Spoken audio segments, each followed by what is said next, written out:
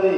మరి ఈరోజు రైతు కోసం అనేక రకాల కష్టాలు, అంటే ఏం చెప్పాలంటే ప్రతి గ్రామంలో, ప్రతి పల్లెలో, ప్రతి తండలో నేను మాట్లాడే మాట ఒక్కటైనా తప్పని చెప్పి కాంగ్రెస్ పార్టీ కార్యకర్త నాయకుడు చివరికి ఎట్లా గెలిచినామో అర్థం కానటువంటి గెలిచిన ఆయన కూడా అది చూపెట్టచ్చు. తప్పని ఒకరైనా మాట్లాడితే ప్రెస్ మీట్ పెట్టి ఒకరైనా ఈ నియోజకవర్గంలో ఖండిస్తే నేనే బాధ్యత వహిస్తా.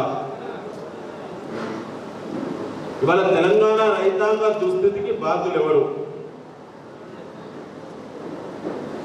నర్సంపేట నియోజకవర్గాన్ని పరిగణలో తీసుకుంటే తెలంగాణ అంతా అర్థమైపోతుంది. మన నియోజకవర్గంలో ఉన్న గతంలో ఎండాకాలం పంట విస్తీర్ణం ఎంత, నేను శాసనసభ్యుడిగా ఉన్నప్పుడు నేను పర్యవేక్షణ చేసినప్పుడు విస్తీర్ణం ఎంత, ఇవాళ మార్పులో భాగంగా మన విస్తీర్ణం ఎంత, ఇప్పుడు పొలాల్లో శిల్కల్లో ఉన్న పంట విస్తీర్ణం ఎంత?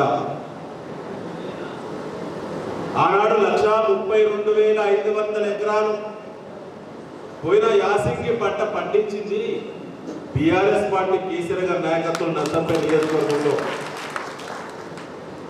ఇవాళ 90,500 ఎకరాలకు దిగజారిపోయింది నర్సంపేట నియోజకవర్గంలో. ఇప్పుడు షోడ్ ఏరియా, అది మొక్కజొన్న కావచ్చు, వరి పంట కావచ్చు, ఇతర పంటలు కావచ్చు, క్రాప్ బుకింగ్ పోర్టల్ ఆధారంగానే మనం మాట్లాడుతున్నాం. దాని ఆధారంగానే ఇలా పిపిసి సెంటర్లు పెడతా ఉన్నారు.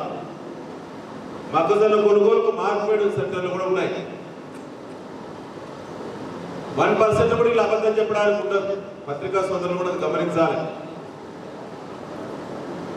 ఇవాళ మన నియోజకవర్గంలోనే 40,000 ఎకరాల పంట ఇలా ఎండాకాలం పంట వేసుకోకపోవడానికి ఆ 40,000 ఎకరాల భూమి ఉన్నటువంటి రైతుల యొక్క దుస్థితికి, వేసుకున్న నార్లు ఎదిగిన స్థాయిలో ఈ ప్రభుత్వంపై విశ్వాసం లేక, కాంగ్రెస్ మాటలు నమ్మలేక, మోసపోయినవా అని చెప్పి అనుమానపడి నాట్లకు దూరం ఉన్న రైతులతో పాటు మొత్తం కలిపి మన దాదాపు 40,000 ఎకరాలు ఇలా ఖాళీగా ఉన్నది మన నియోజకవర్గంలో. ఎంత దిగుబడి లాస్ అయింది మన నియోజకవర్గ రైతాంగానికి, మన గ్రామీణ ఆర్థిక వ్యవస్థ పైన ఎంత ప్రభావం పడ్డదో ఒక పంటకు ఒకసారి మీరు ఆలోచన చేయాలి. ఈ పద్ధతిలో రాష్ట్రమంతా ఇదే దుస్థితి ఉన్నది. పాకాల ప్రాజెక్టు తెచ్చింది కేసీఆర్ పార్టీ, మన పార్టీ, మనం తెచ్చినాం. రంగాయ చెరువు నీళ్లు తెచ్చినాం. ఇవాళ 292 చెరువులు ఉగాది నాడు మత్తలు పోయించిన దమ్మున్న పార్టీ ఇలా మన గులాబీ పార్టీ. ఇవాళ ఒక్క చెరువైనా మత్తడి పడిందా?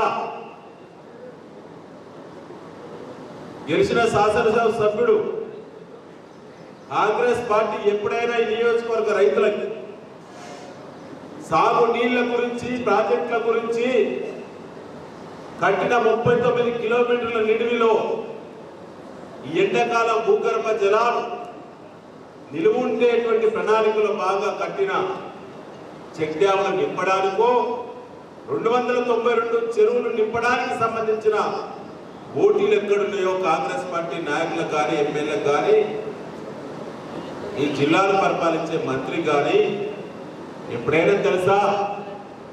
ఎప్పుడైనా అధికారుల సమీక్ష జరిగిందా? ఒక పంటకు సంబంధించిన సాగునీటి ప్రణాళిక సిద్ధం చేస్తున్నప్పుడు అధికారులు, ప్రజాప్రతినిధులు, ఎంపీపీలు, జెడ్పీటీసీలు, రైతు బంధు కోఆర్డినేటర్లు, ఎంపీటీసీలు, సర్పంచ్లు, అనుభవం గల సాగునీటి సంఘాల నాయకత్వంతో గతంలో గంటల తరబడి సమీక్ష చేసి నీటి నిల్వలెంత, ఎన్ని ఎకరాల పంట పండియచ్చు, ఏ ప్రాజెక్ట్ ఎప్పుడు ప్రారంభించాలి, ఎన్ని టీఎంసీల నీళ్లు అందుబాటులో ఉన్నాయి నియోజకవర్గంలో,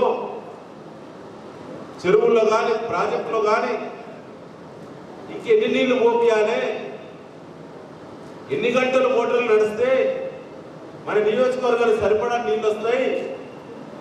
ఎన్ని పని గంటలు ప్రాజెక్టులు నడవాలని ఒక ప్లాన్ చేసుకునేది. వరి పంటకు ఎన్ని నీళ్లు కావాలి ఎకరానికి,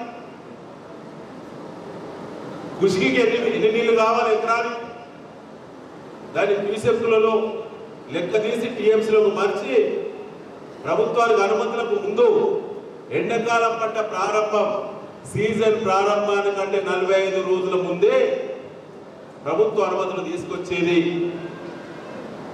దానికి ముందు చూపులో భాగంగా మన ప్రజాప్రతినిధులు మన కార్యకర్తలు నడుము వంచి కాలువల పుట్టు తిరిగి కాలువలన్నీ కూడా సాఫ్ చేస్తే 131,000 అంటే 100% ఎండాకాలం పంట పాకాలతో పాటు ఇలా మాదనంపేట రంగయ్య చెరువుతో పాటు 292 చెరువులు, అదే కాకుండా డిబిఎం 38, 40, 48 డిబిఎంల కింద క్రాస్ రెగ్యులేటర్లు కట్టింది ఆనాటి టిఆర్ఎస్ పార్టీ, ఈనాటి బిఆర్ఎస్ పార్టీ. అట్లయితేనే ఓటీలో ఉండా, ఓటీ అంటే తూము, కాలం వెంబడుండే తూములు అనేక చోట్ల కాంట్రోల్ లెవెల్ సర్వే చేసి డిమాండ్ సప్లైని బ్యాలెన్స్ చేసి ఇలా సకాలంలో నీళ్ళు ఇచ్చినాం. వాటి నాయకులు చూపిన చొరవెంతా అధికార పార్టీ నాయకులు ఈ సాగునీళ్ల కోసం నర్సంపేట నియోజకవర్గానికి నీళ్లు రావడం కోసం వాళ్ళు వెచ్చించినటువంటి సమయం ఎంత, ఎన్ని రోజులు, ఎన్ని గంటలు దీనికోసం వాళ్ళు పరితపించుల్లో ఆలోచించుల్లో ఇవాళ చర్చ జరగాలి ప్రతి గ్రామంలో, ప్రతి రైతు ముందట. వాళ్ళ మిత్రులారా, ఎంత మోసం అంటే ఎంత దుర్బుద్ధి అందామా, వినాశనానికి అందామా. గెలిపించిన ప్రాంతం సస్యశ్యామలం ఉండాలి, 2 పంటలు పండాలి, ప్రాంతం అంతా బాగుండాలని అనుకున్నాం. మనదైతే ఎవడెక్కడ పోతేంది, నాది నాకు వచ్చింది కదా, మళ్ళీ వచ్చేదా సచ్చేదా, 5 ఏళ్ళ నాడు ఉండుటోడో పోయేటోడెవడో, ఎవడెక్కడ పోతే మాకేందనేటువంటి నిర్లిప్తత గల భావం ఇలా ఎదుటి వారిది కాంగ్రెస్ పార్టీ నాయకత్వాన్ని. వాళ్ళ డిబిఎం 38లో 925 క్యూసెక్కుల కెపాసిటీ గల క్యారింగ్ కెపాసిటీ గల కాలువ డిబిఎం 38 మనకు తుక్కోటి, నల్లబెల్లి, భూపాలపల్లి దాకా పోతుంది. అది వాళ్ళ డిబిఎం 38 ఇప్పటి వరకు వాళ్ళ ప్రభుత్వ లెక్కల ప్రకారమే డిబిఎం 38లో ఇప్పటి వరకు 925 క్యూసెక్కులు మనమిస్తే కట్టిన ఓటీల గుండా నీళ్లు దునికి బయటకు వచ్చి మొత్తం చెరువులన్నీ నిండేది. కానీ 470 క్యూసెక్కులు దాటి ఈ సీజన్ మొత్తం కూడా డిబిఎం 38 మన ప్రాంతానికి ఈ కాంగ్రెస్ ప్రభుత్వం మనకు నీళ్లు ఇవ్వలేదు. ఇక ఓటీలు దాటి నీళ్ళు ఎక్కడ వస్తాయి, చెరువుల నీళ్ళు ఎక్కడ వస్తాయి, రైతులు పంటలు ఎక్కడ వేస్తున్నారు, చెట్టు ఇక్కడ వస్తుంది. ఇచ్చినట్టే ఇచ్చి అది కేవలం కారణం నీళ్ళు అవ్వబట్టే తప్ప ఓటీలు దాడి బయటికి ఎక్కడ నీటి చుక్క రాలేదు. డిబిఎం 40 చంద్రరావుపేట గూడూరు పోయేటువంటి దిగలవేని కాలువ 9 కోట్లు పెట్టి ఆనాడు హరీష్ రావు గారు తీసుకొచ్చి మనమే క్రాస్ రెగ్యులేటర్ ఆనాడు కట్టించినాం. ఎన్నడూ కూడా మనం క్రాస్ రెగ్యులేటర్ కట్టించి 6 సంవత్సరాలు అయింది. ఏ ఒక్కనాడు నీళ్ళు అడగల రైతులు. కానీ మన చంద్రరావుపేట, మన నెక్కొండ రైల్వే గేట్ ఇతర ప్రాంతంతో పాటు గూడూరు ప్రాంతానికి నీళ్ళు వెళ్ళాల్సిన డిబిఎం 40కి దాని కెపాసిటీ వచ్చి మనకు 500 క్యూసెక్కుల కెపాసిటీ అయితే 270 క్యూసెక్కులు దాటి ఇప్పటి వరకు ఈ ఎండాకాలం సీజన్లో నీటి విడుదల చేయలేదు. నీళ్ళు ఎక్కడ ఎక్కుతాయి మరి, ఏడతూలకి నీళ్ళు బయటకు వస్తాయి. ఇదే అమీరాబాద్ లో ఉన్న అమిత్ సాగర్ రోడ్డు మీద ఉన్న చెరువును టార్గెట్ పెట్టి నింపేది, పెద్ద ఆయన ఉన్నాడు కదా అని. ఇలా అది కూడా సోయలేదు. ఆనాడు ఎట్లుంటే నా చెరువుల నీళ్లు ఇలా నా చెరువు ఏంటిందని సోయి కూడా లేదు వాళ్ళ ఊళ్ళో. ఇది ఇప్పటి కాంగ్రెస్ ప్రభుత్వం యొక్క చిత్తశుద్ధి అని చెప్పి మీకు గుర్తు చేయడం జరుగుతూ ఉన్నది. అదేవిధంగా డిబిఎం 48 మనం నెక్కొండ వెన్నవరం కాలువ వీళ్ళ కేసముద్రం నుంచి మైపాది కొరుగు పోయేటువంటి వెన్నవరం కాలువ కెపాసిటీ సంబంధించి అది కూడా మనకు 950 క్యూసెక్ల కెపాసిటీ అయితే 450 క్యూసెక్కులు దాటి ఒక్కనాడు కూడా ప్రవాహం లేదు. ఇది నీళ్ళు ఇచ్చినట్ట? దీని ఉద్దేశం ఏంటి? ఇందులో ఏ రాజకీయం ఉన్నది? ఇందులో ఏ కుట్ర ఉన్నది? కానీ అసలు కుట్ర నేను చెప్పదలుచుకున్న మిత్రులారా, అసమర్థ శాసనసభ్యులు కాంగ్రెస్ పార్టీ వాళ్ళ ఎన్నికల్లో ఈ జిల్లాలో అసమర్థ మంత్రులు, అవగాహన లేదు. ఒకనాడు కూడా జిల్లాకు సంబంధించిన సాగునీటి ప్రణాళిక మీద గంటసేపు చర్చ లేదు. కాబట్టి ఇవాళ కాకతీయ కెనాల్ ఎల్ఎండి ద్వారా మనకు వచ్చే కాకతీయ మెయిన్ కెనాల్ అయితే గీసుకొని వచ్చిపోయి పెద్ద కాలువ, అది 5000 పైచిలుకు క్యూసెక్కుల క్యారింగ్ కెపాసిటీ గల 5000 పైచిలుకున్నటువంటి కాలువ. అది ఎప్పుడు అంతమందమే వస్తున్నది. కానీ అది మొత్తం కూడా కోదాడకు, నల్లగొండకు, సూర్యాపేటకు, ఆయన హుజూర్ నగర్ ఉత్తమ కుమార్ రెడ్డి గారు సాగునీటి మంత్రి కాబట్టి అతను మాత్రం సరిపడా నీళ్లు తీసుకుపోయిండు. ఇదా ప్రజాపాలన? రాష్ట్రం అంతా మంచిగా ఉండాలి కదా. కేసీఆర్ నప్పుడు రాష్ట్రాన్ని, నియోజకవర్గాలు అన్నింటినీ, వాళ్ళ పార్టీ ఎమ్మెల్యేల నియోజకవర్గాన్ని కూడా ఆనాడు ఇప్పుడు గెలిచిన నాకంటే ముందు ఆయన కూడా ఉండే. అప్పుడు ఓడిపోయిన తర్వాత కూడా నీళ్లు పట్టుకొచ్చినాం. మనం గుడ్రలు పెట్టుకోలే. ఆయన ముసుగేసి పడుకున్నా మనం కాలువలెంబడి తిరిగి నీళ్లు పట్టుకొచ్చినాం ఆనాడే. మరి వాళ్ళ నీళ్ళు ఎందుకు రాలేదు?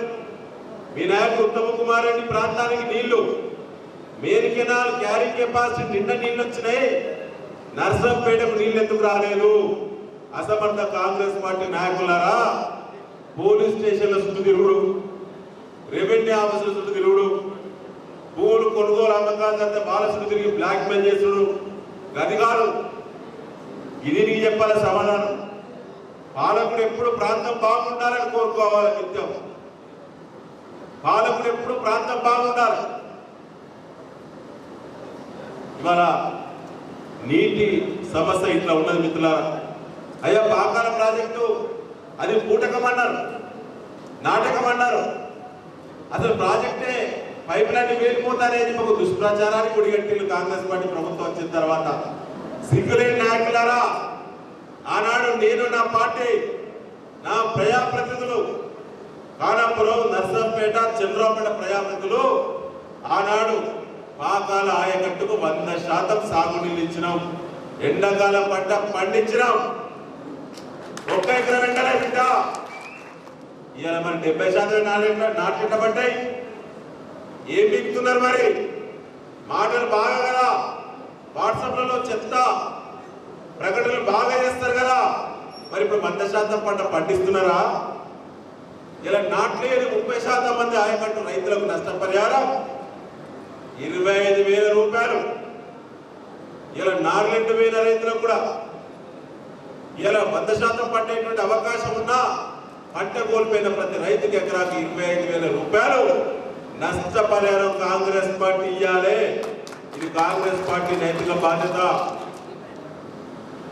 దాంతో పాటు మిత్రులారా, ఇంకా నాకైతే అనుమానమే, మోటార్ లేదా బంద్ పెట్టిలాడ, ప్లాన్ తెలియదు, వీళ్ళకు చెప్పరాదు. వీళ్ళు చెప్పే భాష అధికారులకు అర్థం కాదు. అధికారులు చెప్పే ప్రయత్నం చేస్తే వీళ్ళకి ఇదే ఒక్కలు లేవు.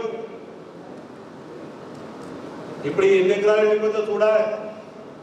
మే 15 వరకు నీళ్లు కావాలి నర్సంపేట రైతులకు. ప్రెస్ మిత్రులు దయచేసి ఇది నోట్ చేసుకోవాలి. తెలంగాణ రాష్ట్ర పంటల షెడ్యూల్ వరంగల్ ఈస్ట్ ప్రాంతానికి మనకు సూటు కాదు. క్లైమాటికల్ కండిషన్స్, ప్రకృతి వైపరీత్యాలు, భూమి గుణాలు, మనకు అందుబాటులో ఉంటే నీటి వసతులు, అందుబాటులో ఉంటే ప్రాజెక్టులు, మన కంట్రోల్ లెవెల్స్, మన సాయన్స్ అన్ని చూసినప్పుడు ఏంటంటే వరంగల్ ఈస్ట్, వరంగల్ ప్రాంతము మొత్తం తెలంగాణ రాష్ట్రంలో వరి పంట చివరికి వేస్తుంది నాట్లు. State schedule already Nalgonda, part of Khammam, Nizamabad, Kamareddy ప్రాంతంలో, మన హుజరాబాద్ ప్రాంతం వరకు కూడా ఆల్రెడీ కొనుగోలు స్టార్ట్ అయ్యి ముమ్మరమైన కొనుగోలు జరుగుతా ఉన్నాయి. ఇప్పుడు కానీ మన దగ్గర ఇంకా నెల రోజులు కాదు కోతలు ప్రారంభం కావు, ఇంకా నెల 15 రోజులు రాంది మన ముమ్మిరి ఉండదు. మరి ఈ పరిజ్ఞానం ఉండాలి కదా, ఈ పరిజ్ఞానం నేర్చుకోవాలి కదా. ఓట్లు అబద్ధం చెప్పి మోసాలు చెప్పి రైతులను మోసం చేసి ఓట్లు వేసుకోవాలి కాదు, ఇలా పరిజ్ఞానం కూడా ఉండాలి. వాళ్ళ మిత్రులారా, ఇంకా 45 రోజుల పాటు సరిపడా ఈ నియోజకవర్గానికి నీళ్లు రావాలి. మొన్న 31 తారీఖు మార్చి నాడు కాలువలు బంద్ అని చెప్పి ప్రభుత్వం ప్రకటన చేసింది. మరి ఇలా DBM 38 మీద ఆధారపడి 40 మీద 48 మీద ఆధారపడి మొక్కజొన్న వేసుకున్న రైతుల పరిస్థితి ఏంటి? ఇవాళ వరి పంట వేసుకున్న రైతుల దుస్థితి ఏంటి? ఇవాళ రంగాయ చెరువు కింద మాదన్నపేట కింద ఎవడో అంటాడు, నాకు రైతులకు చెప్పారు, ఎవడో వాడు వాడు బుద్ధి లేడు. ఏమంటాడే, అరే మాదన్నపేటకు రూల్ ఉన్నది, అరే నీళ్ళు ఇయ్యాలని ఎక్కడన్నా జీవో ఉన్నదా?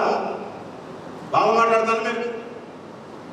రంగాయ చెరువు ప్రాజెక్టు కింద మాదన్నపేట ప్రాంతానికి నర్సంపేట మండలానికి వాగంపడి నీళ్ళు ఇవ్వాలి.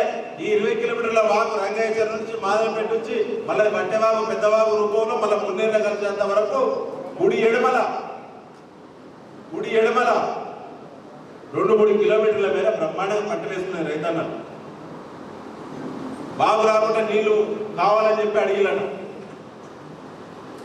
ఓడు అంటాడ, ఏ రూల్ ఉన్నదానే గట్టిగా మాట్లాడతాను, జియో ఉన్నదానే గట్టిగా మాట్లాడతాను.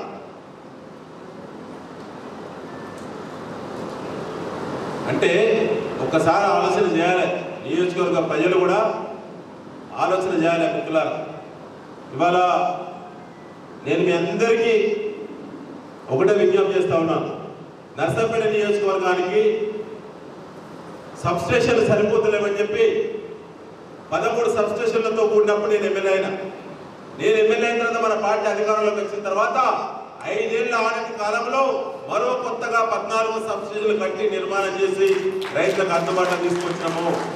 ఇవాళ కొత్తగా మళ్ళీ కొండాపురంలో, గురిజాలలో, నర్సంపేట పట్టణంలో, ద్వారకపేట ప్రాంతంలో 3 కొత్త సబ్స్టేషన్లు నేనున్నప్పుడే అడ్మినిస్ట్రేటివ్ శాంక్షన్ ఇప్పించినాను.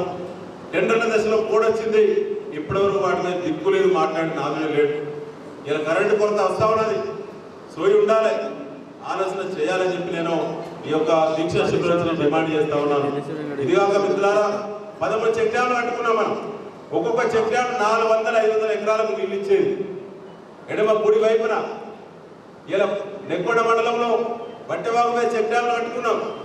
ఒకసారి ఆనాడు ఎట్లా నీళ్లు ఉండదో ఇవాళ నీటి చుక్క కూడా దిక్కులేదు. ఇవాళ వీళ్ళ రైతులందరూ కూడా ఇబ్బంది పడతా ఉన్నారు. మన దగ్గర ఇంకా రాష్ట్రంలో తీవ్రత ఎక్కువైంది, నష్టాలు పంటలు ఎండిపోవడం. ఇంకా మన దగ్గర ఇప్పుడే ప్రారంభమైంది. అసలు సమస్య ఇప్పటి నుంచి రాబోయే 40 రోజులు మన నియోజకవర్గంలో తీవ్రమైనటువంటి నష్టం జరిగే అవకాశం ఉంది మిత్రులారా. అదేవిధంగా ఇలా వ్యవసాయ యాంత్రీకరణ పథకం ఈ రాష్ట్రంలో, అంటే కాంగ్రెస్ పార్టీ అంటే ఏదో ఒంటరి ఊళ్ళలో అన్నం ఉడికిందా లేదంటే మొత్తం కాదు, మెతుకు చూస్తే చాలు. అసలు ఒక పైలట్ ప్రాజెక్టు, ప్రతి పార్టీ రైతుకు వచ్చే ప్రాజెక్టు, నర్సంపేట నియోజకవర్గంలో ఉన్న ప్రతి రైతు, ప్రతి కులం, సన్న చిన్నకారు రైతులకు, ముఖ్య గిరిజనులకి, దళితులకి, బలైన వర్గ రైతులకి ఎకరం 20 గుంటల్లో కూడా వచ్చేటువంటి 50% సబ్సిడీ వచ్చేటువంటి ప్రాజెక్టు, వెయిటింగ్లో లేని ప్రాజెక్టు, పోటీ లేని ప్రాజెక్టు. ఎవరు దరఖాస్తు పెడితే వాళ్ళకే ఇంటికి వ్యవసాయ యంత్రాలు, వ్యవసాయానికి సంబంధించిన ఏది అడుగుతే అది ఉండేటువంటి ఏకైక ప్రాజెక్టు. ఛాలెంజ్ చేస్తున్న ఇవాళ ఈ దేశంలో లేనటువంటి ప్రాజెక్టు. నేను అమెరికా పర్యటన పోయినప్పుడు నా దృష్టిలో పడ్డ, నా మనసులో పడ్డ ప్రాజెక్టు కేసీఆర్ గారిని ఒప్పించి 75 కోట్ల రూపాయలు నష్టపడి తీసుకొచ్చిన. ఇవాళ ఏమైంది మరి? ఇవాళ ఏమైంది? కాంగ్రెస్ పార్టీ నాయకులారా, దొంగ ప్రాజెక్ట్ అంటే చీటింగ్ జీవో అంటే చంద్రపేట పోలీస్ స్టేషన్ నా మీద కేసు పెట్టిరే, అధికారులను బ్లాక్మెయిల్ చేసి పంపిస్తే. మరి ఇప్పుడు ప్రాజెక్టు చీటింగా, మీరే చీటింగ్ లీడర్లా? శాసనసభ్యులు నోరు విప్పాలని చెప్పి ఈ రైతు నిరసన దీక్ష ద్వారా నేను డిమాండ్ చేస్తా ఉన్నాను. మీ చేతిలో సమీక్ష అధికారం ఉన్నది. ఇవాళ ప్రత్యేకంగా మనకు సంబంధించి 29,75,00,00,000 రూపాయలు ఇంకా నిల్వ ఉన్నాయి. సబ్సిడీ ప్రాజెక్టు 75 కోట్లు, సబ్సిడీ 37.5 కోట్లు. ఇప్పటి వరకు అది 7,75,00,000 రూపాయలు మాత్రమే సబ్సిడీ విడుదలైంది. రైతులు మరో 7,75,00,000 రూపాయలు కడితే మొత్తం 15,50,00,000 రూపాయల ప్రాజెక్టు ప్రాసెస్ అయింది. రైతులందరూ కూడా సంబంధిత మెటీరియల్ మొత్తం సప్లై అయింది. సంబంధిత కంపెనీలు కూడా చెల్లింపులు ప్రభుత్వం తరఫున జరగాల్సిన జరిగిపోయినాయి. ఇవాళ మిగతా 60 కోట్ల రూపాయల వ్యవసాయ యాంత్రీకరణ పథకం ఏమైంది? ఈ నియోజకవర్గంలో మరో 30,000 మంది రైతులకు ఇండివిజువల్ అయితే 1,00,000 రూపాయల పరిధిలో సబ్సిడీ వర్తించే విధంగా, ఫార్మర్ ప్రొడ్యూసింగ్ ఆర్గనైజేషన్స్ అంటే ఎఫ్పిఓలు అయితే 1 కోటి రూపాయల వరకు కూడా సబ్సిడీ వర్తించే విధంగా అలా 200 మంది రైతులు ఉంటారు కాబట్టి గ్రూప్గా, ఐకేపీ మహిళా గ్రూపులకి, రైతు మిత్ర గ్రూపులకు, ఆర్ఎంజీ గ్రూపులకి, మండల సమైక్యులకు కూడా వెసులుబాటు వచ్చే విధంగా ఇవాళ అనుమతులు వచ్చినాయి కదా. ప్రజల్లో డిమాండ్ లేదా? రైతులు డీడీలు కట్టలేదా? రైతులు డీడీలు కట్టి 5 నెలలుగా ఎదురు చూస్తే వాళ్ళ డీడీలు వాళ్ళు వాపసు తీసుకోవాలని చెప్పి వ్యవసాయ శాఖ అధికారులు ఇబ్బందులు పెడతా ఉన్నారు. ఇదేనా మరి ఏం పాలన? అది ప్రజాపాలన. కాంగ్రెస్ పాలన ప్రజాపాలన అంటే ఇదేనా? ఉన్న వాటిని అడ్డుకోవడమేనా? ఈ కొత్తగా గవర్నమెంట్ వచ్చిన తర్వాత మన నర్సంపేట నియోజకవర్గానికి పైసా అయినా మంజూరు వచ్చిందా ఒకసారి మీరు ఆలోచన చేయాలి. ఈ నియోజకవర్గానికి ఏమొచ్చింది? గతంలో వచ్చే నీళ్లు పోయినాయి, కరెంటు పోయింది, ఇప్పుడు వ్యవసాయ యంత్రాల పథకం పోయింది, అన్ని కూడా వెనక్కి వెళ్ళిపోయినాయి. తర్వాత మిత్రులారా, ఇక చాలా విషయాలు మన భక్తులు మాట్లాడారు. ఒకటే మాట్లాడి ముగిస్తాను. బోనస్, కాంగ్రెస్ చెప్పిన బోనస్ అది ఒక బోగస్. ఇలా మోసం చేసింది రైతులను. బోనస్ ఎత్తియాలో ఒకసారి మీకు లెక్కలతో సహా చెప్తా. నేను చెప్పే లెక్క ఎవరన్నా ఎక్కడన్నా ఖండిస్తే నేనే బాధ్యుడు. వాళ్ళు చెప్పిన లెక్కల ప్రకారం ప్రత్యేకంగా బోనస్ మన నియోజకవర్గానికి సంబంధించి వాళ్ళు బోనస్ ఒప్పుకున్న తర్వాత వానాకాలం పంట చేతికి వచ్చింది. మీకు తెలుసు, పోయిన సీజన్లో మనం డిమాండ్ చేసినాం. ఖరీఫ్లో ప్రత్యేకంగా మన నియోజకవర్గంలో ప్రత్యేకంగా మనకు షోన్ ఏరియా ప్యాడీ సంబంధించి 63,869 ఎకరాలు పోయిన వానాకాలం పంటలో ప్యాడీ పండింది. వాళ్ళ శాస్త్రీయ లెక్కల ప్రకారంగానే వాళ్ళు 22 క్వింటాలు యావరేజ్ చేస్తే 500 బోనస్ పర్ క్వింటాల్ ఇస్తే ప్రత్యేకంగా 70,25,00,000 రూపాయలు పోయిన ఖరీఫ్ సీజన్ పైసలు ఏమైనాయి కాంగ్రెస్ పార్టీ సమాధానం చెప్పాలి. నర్సంపేట నియోజకవర్గ రైతులకు చెల్లించాలి. అది పోగా మేజు కూడా వాళ్ళు 330 రూపాయలు పర్ క్వింటాల్ మేజు కూడా బోనస్ ఒప్పుకున్నారు. ఇలా మీరు అందరూ గమనించాలి, దయచేసి పబ్లిసిటీ చేయాలి, రైతుల్లో చైతన్యం కల్పించాలి, గ్రామాల్లో రైతు సభలు పెట్టండి. ప్రత్యేకంగా ఏంటంటే మద్దతు ధరకు బోనస్ సంబంధం లేదు. మద్దతు ధర ఎక్కువ మద్దతు ధర తక్కువ సంబంధం లేదు. Congress party manifesto page number 8లో చాలా స్పష్టంగా Congress party Abhayahastam manifesto Congress party 2023 assembly ఎన్నికలు పేజీ నంబర్ 8లో చాలా స్పష్టంగా చెప్పింది. వరి పంటకు 500 బోనస్, మేజుకు 330 రూపాయల బోనస్, ఇతర పంటలకు కూడా ఏ పంటకి ఎంత బోనస్ చాలా స్పష్టంగా చెప్పింది. ఇవాళ క్రాప్ బుకింగ్ పోర్టల్లో చాలా స్పష్టంగా రైతు వివరాలు ఉన్నాయి. పంటల వారీగా, విస్తీర్ణం వారీగా ఉన్నాయి. దాని దిగుబడి తత్వంలో మీ దగ్గర అసెస్మెంట్ రిపోర్ట్ ఉంది. మీ ప్రభుత్వం వచ్చిన అసెస్మెంట్ రిపోర్ట్ ప్రకారంగా ఎన్ని క్వింటాలు ఎన్ని ఎకరాలు వేసిన రైతులకు ఎన్ని క్వింటాలు దిగుబడి వస్తుందో ఇంటూ 500 చొప్పున రైతు ఖాతాలో వేయాలి బిడ్డ మర్యాదకు, లేకపోతే పార్లమెంట్ ఎన్నికలు ఉంటుంది గట్టి ఊళ్ళలో అడుగు పెట్టనియరు. ఏదో గాలి మార్పు జరగాలి, ఉన్నదానికంటే గొప్పగా ఏదో చేస్తారట అనే ఒక భావనతో నీకు ఓటేసింది తప్ప నీ ఆర్గనైజేషన్ చేయలేదు, ఊళ్ళలో మీకు శాఖలే తిప్పులేదు. ఇలా మీ పరిస్థితి ఏందో చెప్పే రోజులు కూడా దగ్గరికి వచ్చినాయి. అదేవిధంగా మిత్రులారా, ఇవాళ ఖరీదు చెప్పిన వివరాలు, అదేవిధంగా ఇప్పటి యాసంగి పంట, ఇవాళ మన దీక్ష శిబిరం యొక్క ప్రధాన డిమాండ్ కూడా ప్రత్యేక యాసంగి 23-24లో మన నియోజకవర్గంలో ఇప్పుడు 90,562 ఎకరాల పంట ఉన్నదన్న మన నియోజకవర్గంలో. దీనికి సంబంధించి ఇవాళ టోటల్గా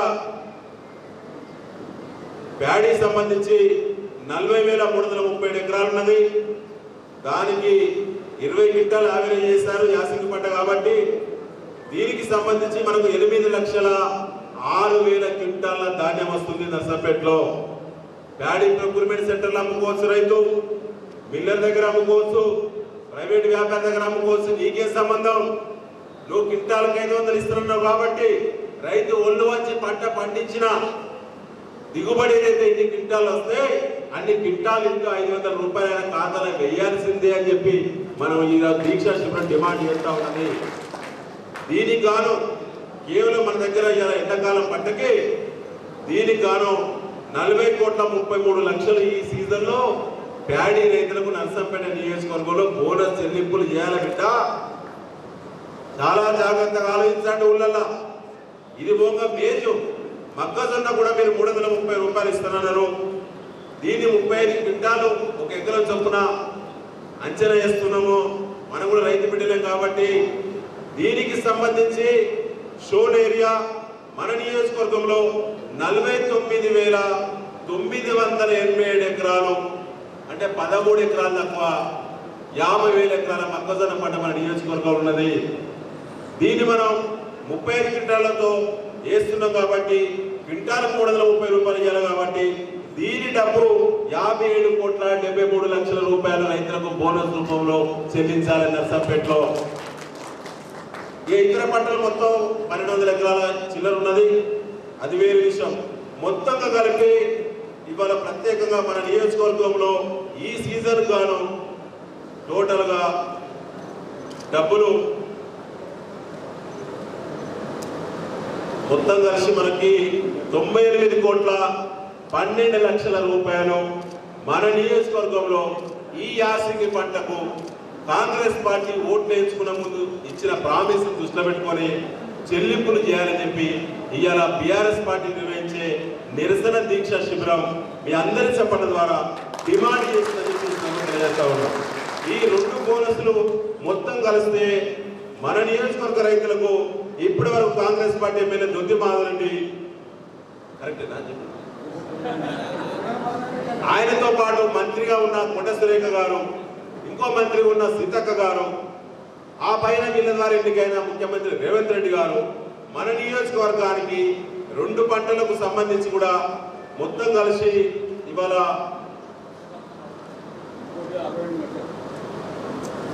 ఆరాధన వాళ్ళు మళ్ళా కౌంటర్ పెడతారు కదని వివరాలు చెప్తారు. మొత్తం కలిసి కూడా వాళ్ళు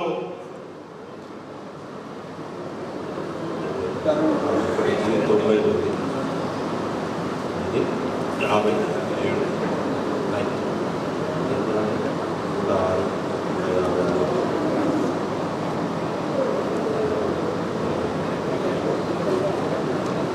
లెక్కలు కలవాలి.